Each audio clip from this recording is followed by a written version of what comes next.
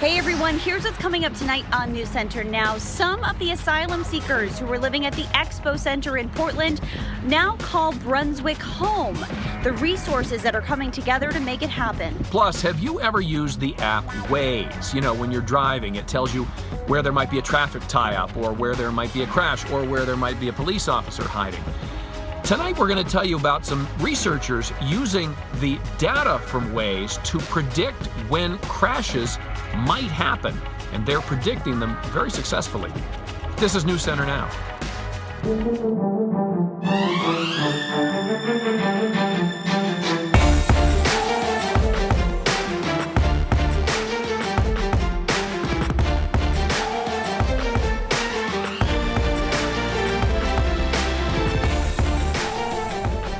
Hello, everybody, and thanks for joining us. I'm Lee Nelson. And I'm Lindsay Mills. Some of the asylum seekers who arrived in Portland about a month ago have moved out of the emergency shelter at the Expo. For now, they're going to call a mid-coast town home, a place where other refugee families have started out before.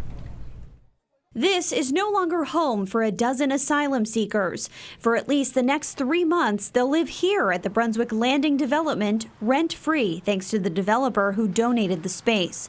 According to Brunswick's town manager, another 10 are expected to arrive before Friday of this week, and he's heard more want to move here too. Town Councilor Dan Ankeles acknowledges not all residents are supportive of this. In an email to News Center Maine, he writes, "We are all better off as a community when we face situations like this one with kindness and resolve." As town officials work with the school department to establish a task force, they're also getting help from local resources like the Midcoast New Mainers Support Group. We feel like for a town this size, we have the resources to adequately support these families. Joanne Rosenthal is a member of that group, which formed 3 years ago. We support them through mentoring, through tutoring, through friendship. They work with a dozen volunteers who they train to work one-on-one with individual New Mainers. They help them with finding housing, medical care, jobs, and anything in between. There are some really meaningful connections that happen.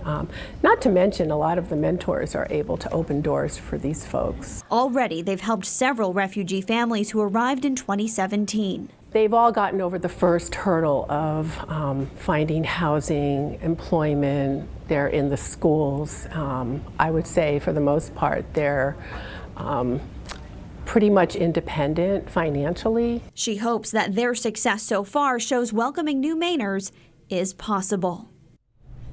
And Brunswick Town Council is scheduled to discuss the arrival of asylum seekers at its city council meeting happening tonight.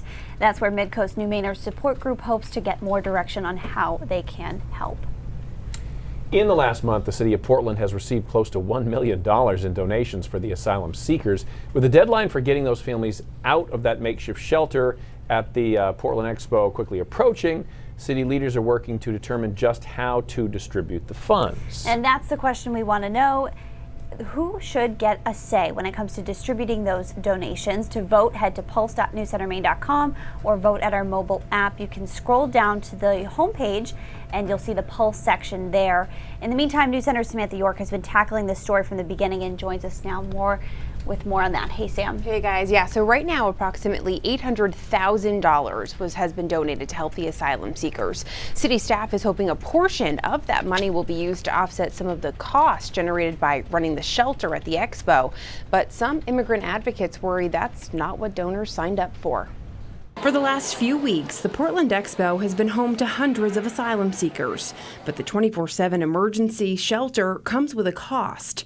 Just how much? City officials still don't know, but what they do know is that donation money received for the families could help. We've raised $800,000, so certainly we're not looking to use all of that. Instead, Portland's communications director, Jess Grondin, says the city is only looking to use a portion of it to make up for costs accrued by additional staffing to provide assistance and security to the families. The Expo is different. It's a 24/7 operation. There are 3 meals a day there. So certainly it is their home right now, and there is a cost associated with that. But not everyone agrees. Some immigrant advocates feel the city should use other funds, not money for families who came here with nothing. I would hope that they use funds as as carefully as possible, and that should include providing direct support for people as they leave the expo, which is coming up very quickly. Grondin says there would be plenty of money left over to do just that. And now it's up to city councilors to make the final decision. From our perspective, we feel like we're staying true to the mission of the donated money because it was to provide housing and basic necessities. So can we take a look at that pulse poll right now? Right now we've got, 17% of you guys saying that donors should get a say in where their money goes, 13% saying no, and a good chunk, 66%, saying the city should work together. So this is something that a lot of viewers at home have been talking about as well. Nancy says that she donated and wants her money to go to direct care and not to city workers overtime. Mike adds, I hope there's accountability for every cent donated to this cause. And Peyton adds, instead of spending it on asylum seekers, let's actually put it towards the homeless and our veterans. And Sam, I heard a lot of talk about this today too, you as well, the last week or so. Has there been any word about general assistance or any funding coming from the state level? No, not yet. So when I spoke with city leaders in Portland today, they said that they were actually supposed to get an answer from Governor Janet Mills last week about providing some kind of state assistance, state funds to helping with the asylum seekers. They hadn't heard anything yet. When I reached out to her staff today, I actually just got an email back. They said that the governor plans to continue working with different organizations and specialists, educators, to basically figure out what else they can do, and that the Department of Health and Human Services has coordinated the state's efforts to connect individuals with medical, legal, educational, and housing supports, but still nothing specific about funds for general assistance. So definitely still waiting for an answer on that. Got it. All right. Thanks as always, Sam. Thanks, guys. Very much. All right, let's talk about how nice a day it was, shall we? I know, And really nice. And we have an expert here to talk with. It's Keith Carson. Keith, what you got for us? I like it when you call me an expert. It's like a residual thing I have to pay for, but worth it. Yeah, it was beautiful today. I think it kind of struck right down the middle for most people. Average high, this is about as warm as we get for an average. And we're just a little bit above that today, into the low 80s in a lot of spots. Humidity, though, is reasonable. And taking a look at current temperatures, they're almost exactly the same, which tells you, without needing this next map, that we must have an offshore flow. It must be a west or northwest wind.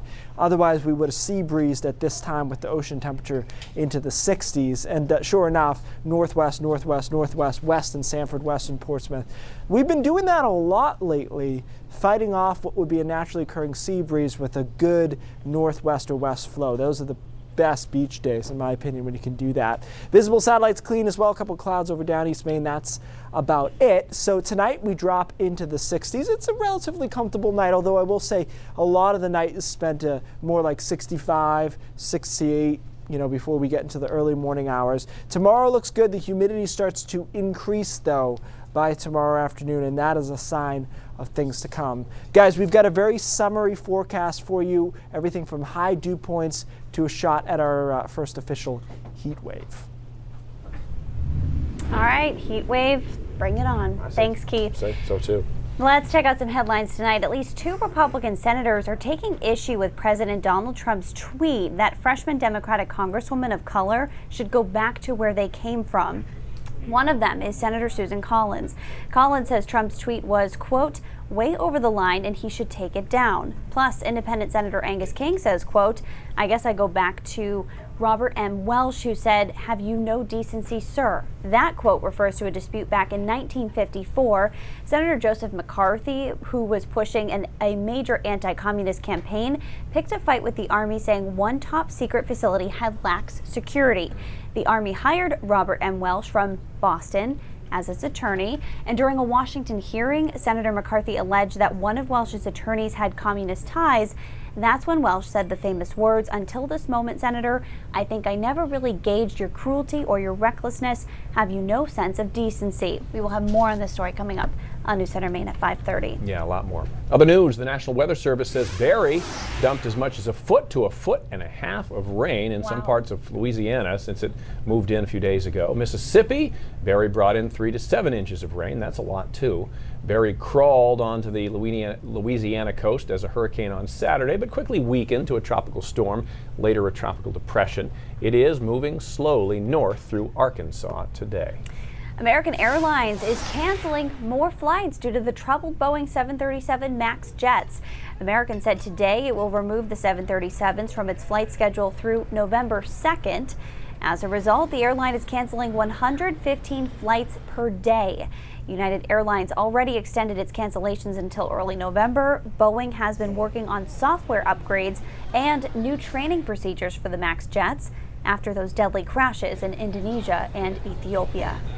All right, quick break now. Coming up, we're going to look at how new laws for e-cigarettes might result in kind of unintended consequences. Interesting. And today, the start of Amazon Prime Day, but there's a big charge for people to not buy anything. We'll find out why next.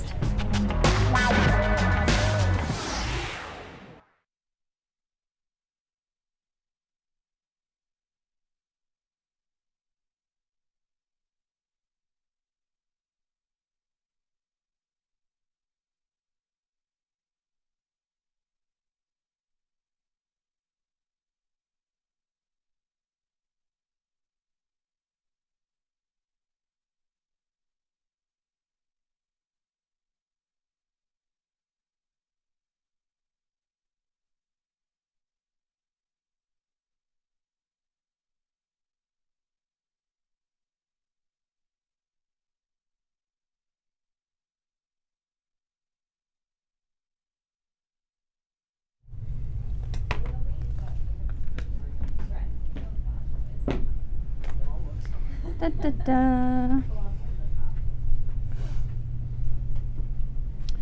All right, they're gonna. Who's on prompter? Okay. Maddie? Oh, it's Emily. They're adding a story at the top of this block. Okay. Hi Facebook, how's everybody doing? I'm slow to get. Still Facebook not quite fired in yet, up. but it'll come. Yeah.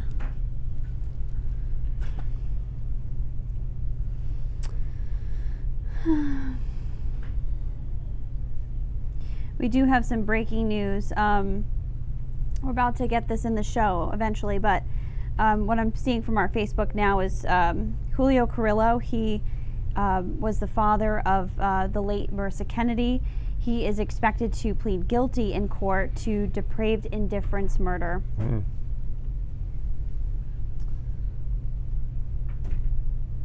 And he's expected to appear in Waldo County Court next Monday, so we're gathering some details as we speak.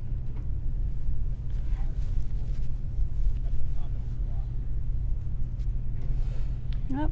Bill, is that new story in?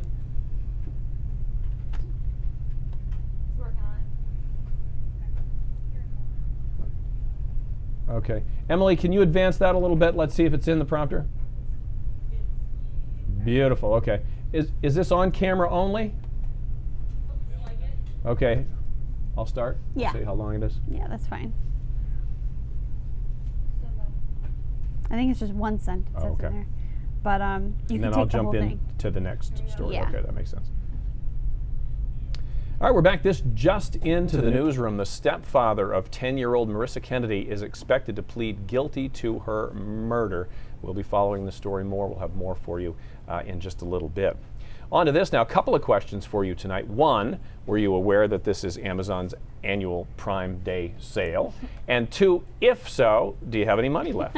Both fair questions, considering there's been a shopping frenzy online today. The Amazon event lasts 48 hours, and with 1 million deals promised, they're hoping the system won't crash like it did during last year's extravaganza. To take part, you need an Amazon Prime membership, which is $13 a month, though they are offering a free month trial. And we should mention other retailers are jumping on the sale bandwagon too, like Target and Walmart. However, there are quite a few people on social media urging people not to take part in this Amazon sale. The reason for that, because workers at a warehouse in Minnesota plan to strike to raise awareness over working conditions there. Amazon says it already offers what the workers are striking for.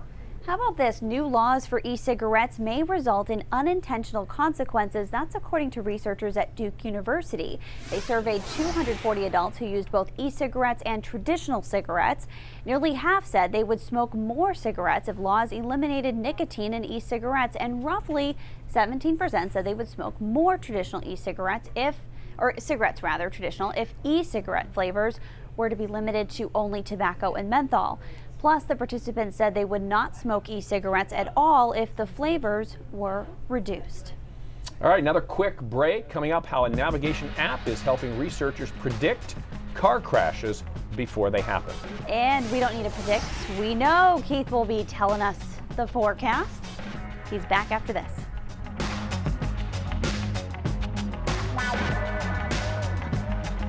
I know. I abandoned it. I'm sorry. I want to read your board while I read the teas at the same time. Yeah, it's hard. We're going to the newsroom. Oh, it's okay. I can scoot it. I can scoot it halfway. Yeah, well, you're not going to scoot it over. Thank you, thank you, thank you. Oh, thank you. Probably not this side of you. Okay. No, not at all. No, I got the 6. Mike has got 5.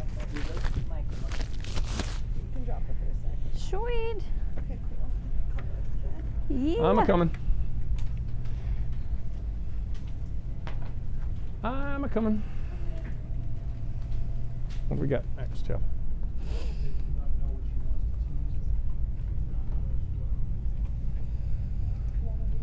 Mark is talking about the e-cigarette story. He says vape pens or vape bans are ridiculous. If we are going to ban vape flavors because it attracts teenagers, then we should also ban flavored alcohol, ban flavored cigarettes, etc.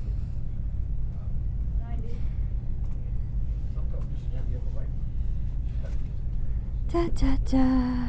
Oh, Donna, no. Pink does not mean girl. I'm having a boy.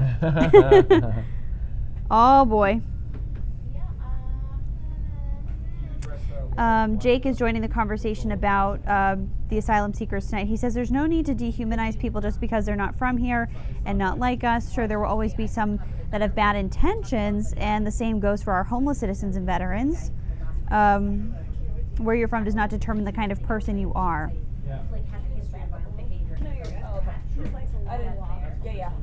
I just didn't know if you needed a little more space. Oh, you're good, you're good. Is this Cindy? All right. Look, there we are over there. There's Yeah. the top of your head. Hi, guys. It's a little delayed on here. All right. Ooh, I always look directly at the light. And no, I Do not I look know into the not to, light. but I do anyway. Every time I turn it on.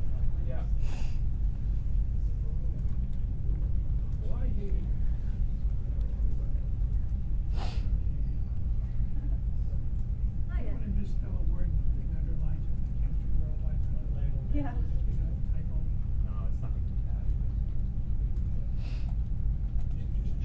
Am I?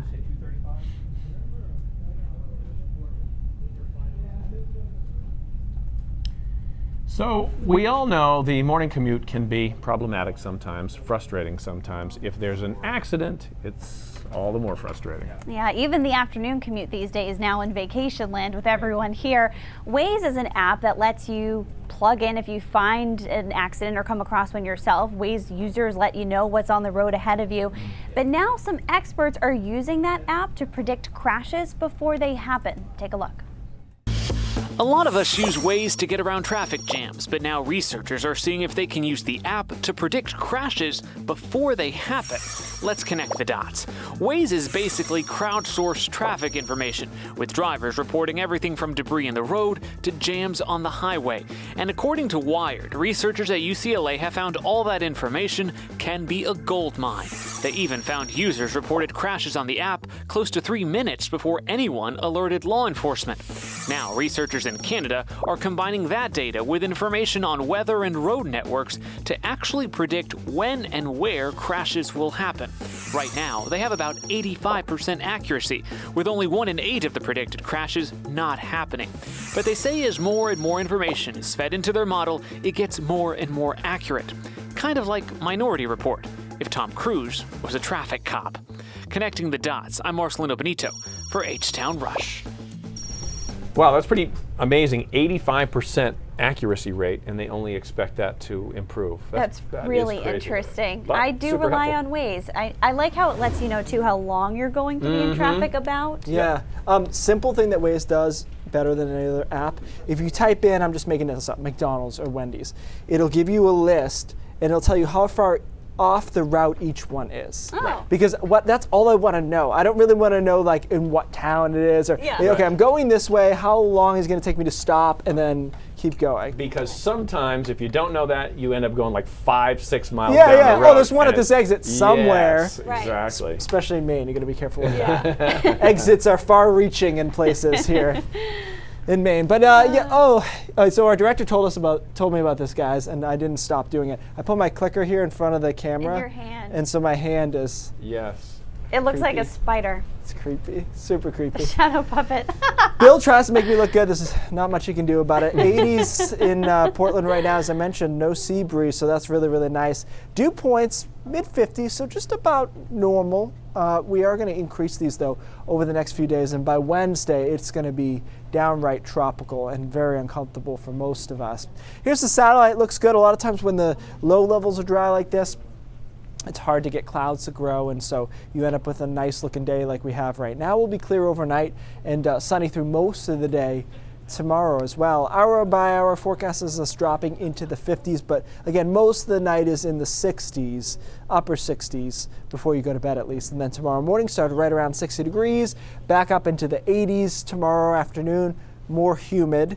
And then late afternoon, here comes some clouds in through western Maine. I don't think it's a big deal, but I called it mostly sunny to partly cloudy.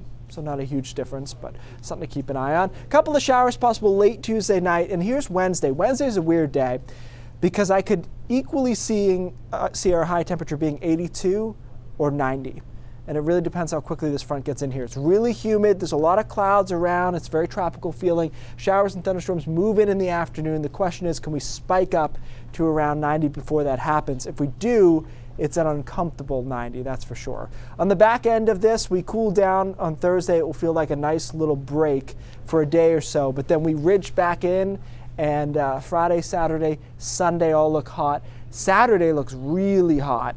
We'll have to see if the models kind of stick with this theme tomorrow, but it's really, really warm on Saturday. Dew points going from just above normal, briefly down to decent on Thursday, and then pretty high. I'm telling you, Wednesday, if we get to, say, 88 over 73, you're not going to like that. You're not going to like that. That's a very uncomfortable kind of air mass to be in. But the weekend looks good. It will be sticky for the weekend as well, and I honestly feel like I'm a little conservative in these numbers at 92 and 89. So I think 90 plus through the weekend looks pretty good. And at this point, it looks relatively nice too. So DJ Khaled would say, another one. What is this, like the fourth one in a row that we've had? I know, a nice stretch of weekends. A nice stretch of weekends. But 20 in a row would be good too. Yeah, I know. Yeah. You're never happy. I knew it. I could just see it on your face. I am. Well, I'm always happy, but I'm always wanting more. Right. Okay. Yeah. That's fair. Is that fair enough? All I right. need to find a story assignment indoors Wednesday. That's how I interpreted. Yes. Well, especially in your Yes. current state, In my there's some condition. science behind that. Yeah, your Right. condition.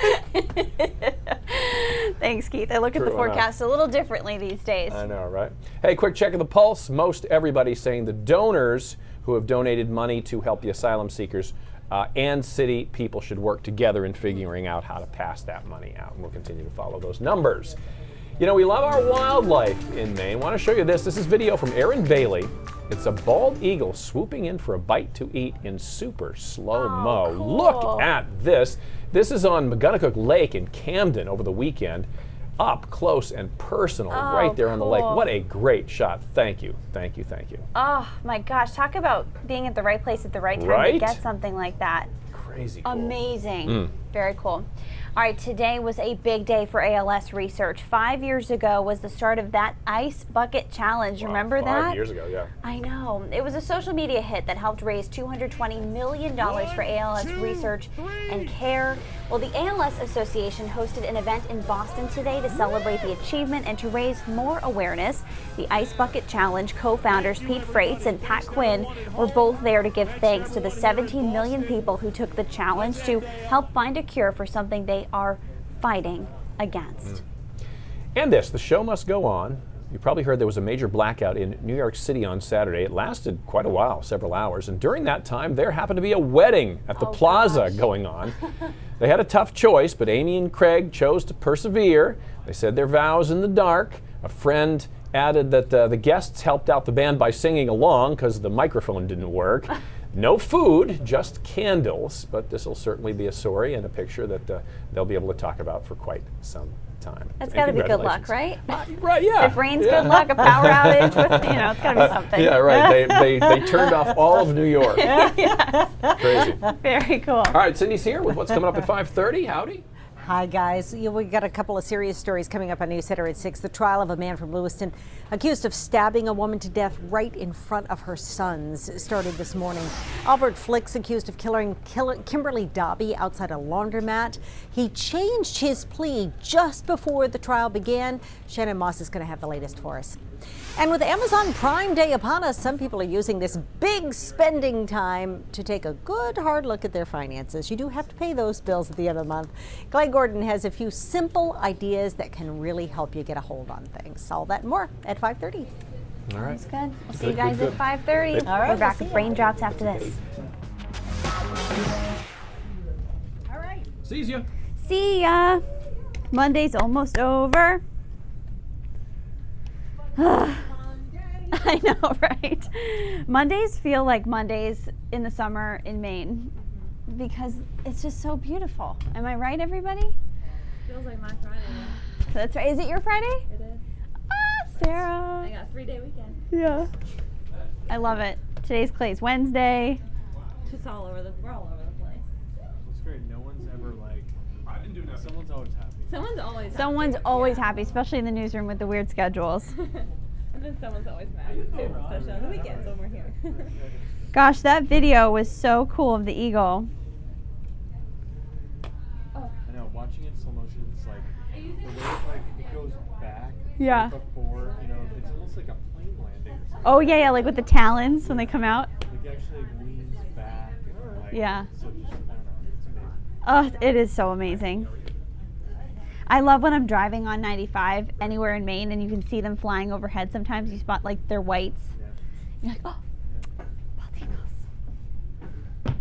How was your trip, Liam? It was great. Yeah?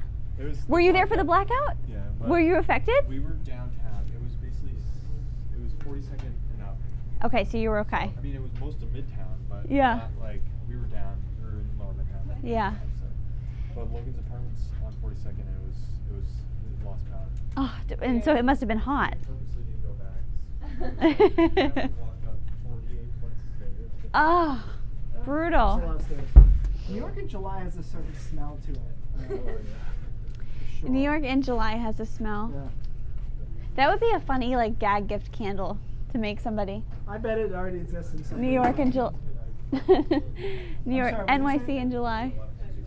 How much time is it? Okay, that's fine. Hey, you're getting a lot of feedback on your travel comparison. Yeah, people seem to like it. Yeah. Well, whenever we can make that cool stuff, Michael makes it. Looks great. It's. We had someone ask about electric vehicles too. Yep. I just did quick math on that, and it would be certainly better than driving, but it still wouldn't beat the bus. Yeah. Because the the bus bus just is has so the many people. Yeah. Think of it this way: you have to get 56 times the gas mileage for it to work out. Yeah. So. It's a lot. We gonna do the pulse first, or we gonna do? Yeah. Last check of our pulse poll, 69%.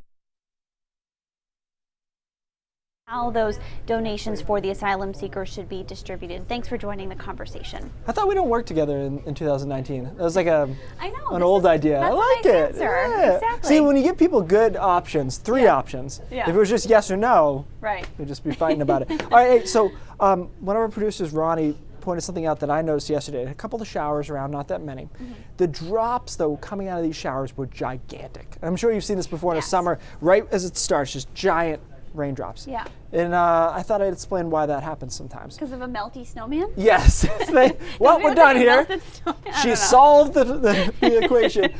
Essentially, so this is your shower or thunderstorm. Okay. It doesn't have to be a thunderstorm, just a vertical shower. What it tells you when you have big drops is that the storm or the cloud is very vertical. It's high up in the atmosphere. And the reason we know this is there are updrafts. That's upward rising air that creates these thunderstorms. So they go up to 40,000 feet or so. So the stronger the updraft, the bigger the cloud. But the stronger the updraft, the bigger the raindrop too. Because the rain gets in here, you've got a particle and a supercooled droplet. And eventually, when gravity pulls the raindrop down, it goes down and it falls onto you somewhere on Earth. But the stronger the updraft, the higher in the cloud it can get, and the bigger these raindrops can get and still be suspended by that updraft. Eventually, gravity wins, the drop gets too heavy, it comes down. This is a precursor to hail. So big vertical thunderstorms create hail. Oh. They stick up there so long that they freeze, and then they drop. So usually it's a sign of a developing thunderstorm or very vertical big shower. These are the ones that really get the stuff off my car. Right, and then somebody says, whoa, down there at the bottom. Perfect, accurate. News at Maine at 5:30 starts right now. Coming